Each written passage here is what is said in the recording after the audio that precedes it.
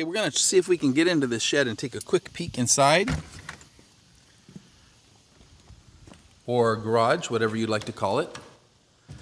Okay, so unfinished walls, but at least you have some material on the walls. It's not just studs, and some insulation, which will help with the temperature a little bit, but there's no insulation at the ceiling level.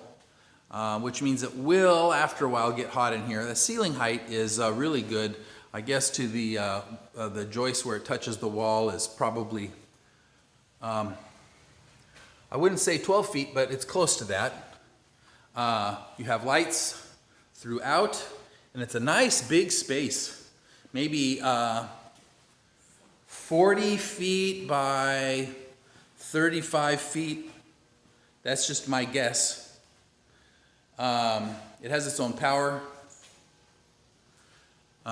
You know, it's not a big breaker box, just two, but still. Let me see here if we've got anything besides regular 110. Sometimes in a place like this, they'll put in a 220 connector. I'm not seeing that. Okay, these roll doors don't look like they're powered. There's no power to the doors for this. You're just going to have to lift them. And I don't see any 220.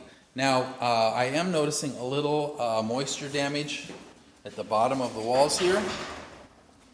And that is probably what that's from, is the water coming up. You know, on a heavy rain, the water starts to pool along the edge of the outside, and then it just flows in from under the wall. And you've got a fair amount of that as I walk around. Really some on every single wall, back in that corner, a little bit there. Some along here. And all I would say about that is, you know, it's not a big deal. If you dig a couple of along here, you dig a trench and put in some rocks, a French drain basically. Or you can also just dig a few 2 or 3 6-foot deep holes and throw some rocks in there. Then that would also probably resolve this issue. But that's basically what's happening, is that the water level is coming up from a heavy rain, and it's flowing under the bottom of the wall and into, you know, because it's puddling along there basically, and into the structure. Okay, well, let's shut this off and we'll get into the house.